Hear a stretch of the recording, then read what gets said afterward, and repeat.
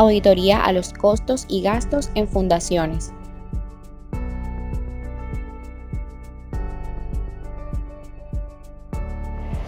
Los gastos representan los valores pagados por gastos administrativos, gastos de ventas y gastos extraordinarios. Por efectos del sistema de causación, deben reconocerse los gastos causados pendientes de pago, entendiendo por causado cuando nace la obligación de pagar y no hasta cuando realmente se paga. Los costos representan la acumulación de los valores por los costos directos e indirectos necesarios en la prestación de servicios y en la elaboración o fabricación de productos, de acuerdo con la actividad social que desarrolla cada organización solidaria en un periodo determinado.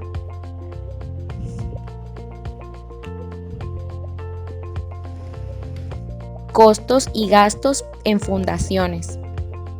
El costo y el gasto son disminución de los activos o incremento de los pasivos de una fundación durante un periodo contable, con la intención de generar ingresos y con un impacto desfavorable en los excedentes o pérdida neta, o en su caso, en el cambio neto, en el patrimonio contable y en su capital ganado o patrimonio contable respectivamente.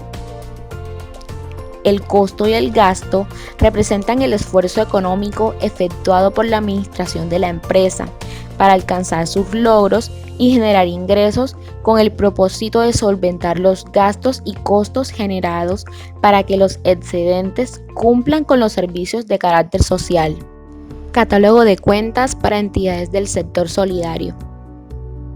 A raíz del nuevo esquema contable, bajo las normas internacionales de información financiera que rigen en Colombia, con el propósito de mejorar la uniformidad en la presentación razonable de los estados financieros con fines de supervisión, la Superintendencia de Economía Solidaria ha expedido el 13 de noviembre de 2015 el nuevo catálogo de información financiera con fines de supervisión para todas las organizaciones que estén bajo su vigilancia, con el propósito de obtener información útil, comprensible y suficiente que les permita la comparabilidad propia del sector y el seguimiento del comportamiento del sistema solidario.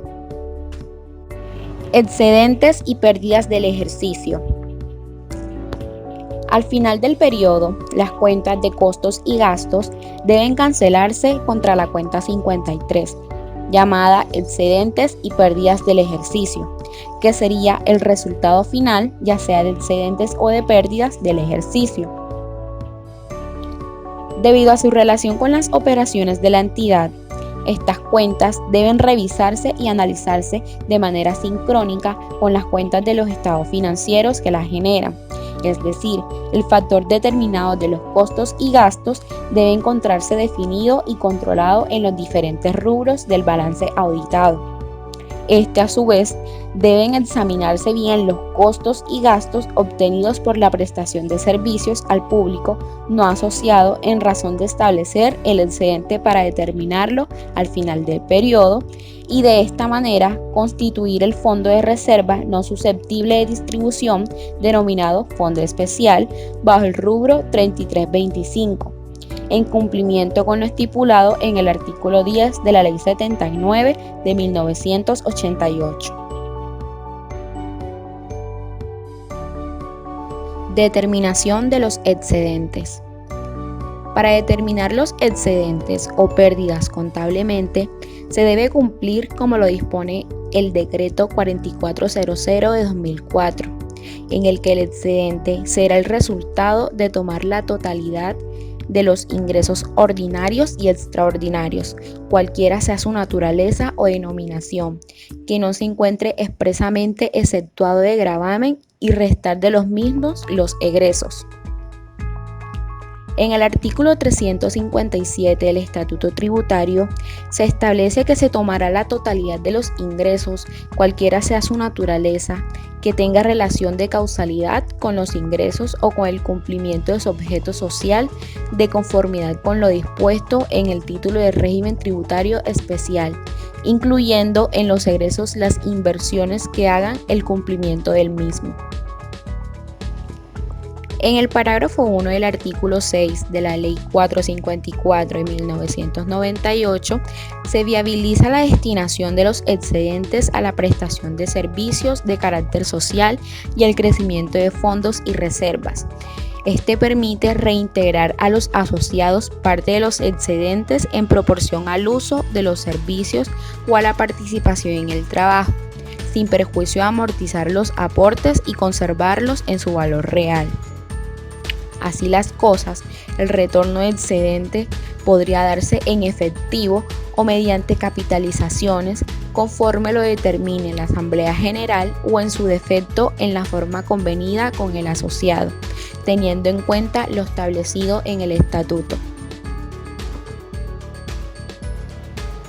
El beneficio neto de las entidades que cumplan las condiciones que tengan en cuenta el numeral 1 del artículo 19 del Estatuto Tributario, estará exento cuando el excedente contable sea reinvertido en su totalidad en las actividades de su objeto social, siempre que ésta corresponda a las enunciadas en el artículo 359 del Estatuto Tributario, permitiendo que terceros puedan beneficiarse de ellas. Las organizaciones solidarias que no cumplan con lo estipulado en las normas tributarias estarán sometidas al impuesto de renta y complementario y deberán calcular el impuesto diferido establecido en las normas internacionales de información financiera. Las fundaciones no están sujetas a la depuración fiscal en concordancia con el artículo 10 de la Ley 1066 de 2006. Toda vez que el cálculo del beneficio neto o excedente se realizará de acuerdo a como lo establezca la ley y la normatividad cooperativa vigente. Una organización solidaria reconocerá un pasivo por impuestos diferidos por el impuesto por recuperar en periodos futuros como resultado de transacciones o sucesos pasados. Este impuesto surge de la diferencia entre los valores en libros de los pasivos y activos de la entidad en el estado de situación financiera y los valores atribuidos a estos por parte de las autoridades fiscales, y la compensación de pérdidas o créditos fiscales no utilizados hasta el momento procedentes de periodos anteriores. Objetivos de la auditoría. Principalmente, se debe evaluar lo adecuado del control interno para así determinar la existencia de políticas, procedimientos, prácticas y controles a fin de verificar si son adecuados y suficientes para el manejo de las cuentas de costos y gastos. Segundo, determinar el alcance y cobertura de la función del control interno frente a los mecanismos y procedimientos de control, custodia y administración de los documentos representativos de las cuentas de los costos y gastos. Tercero, se verifica que estas cuentas se ajustan a los requerimientos de la ley. Cuarto, se constata la aplicación del concepto de causación sobre los costos y gastos de la fundación. Quinto, se determina la confiabilidad y razonabilidad de las cifras con corta la fecha de la auditoría. Sexto, se determina que los saldos y conceptos registrados correspondan a los costos y gastos realizados por la entidad. Séptimo, se debe constatar la adecuada elaboración y ejecución de un presupuesto de costos y gastos por parte de la fundación. Octavo, se debe verificar el cumplimiento del presupuesto con respecto a la fecha de auditoría. Noveno, se debe verificar el adecuado soporte de los gastos incurridos por la fundación. Décimo, se debe constatar la existencia de razonabilidad y una relación de causalidad con el objeto social de los gastos registrados. Undécimo, se debe determinar que se encuentre registrada la totalidad de los gastos y costos que obtuvo la fundación en un periodo determinado.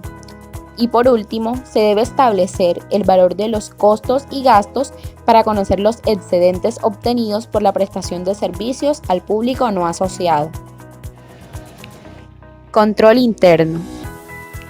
Con base en el estudio de las cuentas de costos y gastos, el auditor deberá diligenciar el siguiente cuestionario del control interno con base a la NIA 315, en el cual se identifican los riesgos de incorrección material mediante el conocimiento de la entidad y su entorno, lo cual le permitirá establecer si la entidad sigue los parámetros indicados por las normas vigentes.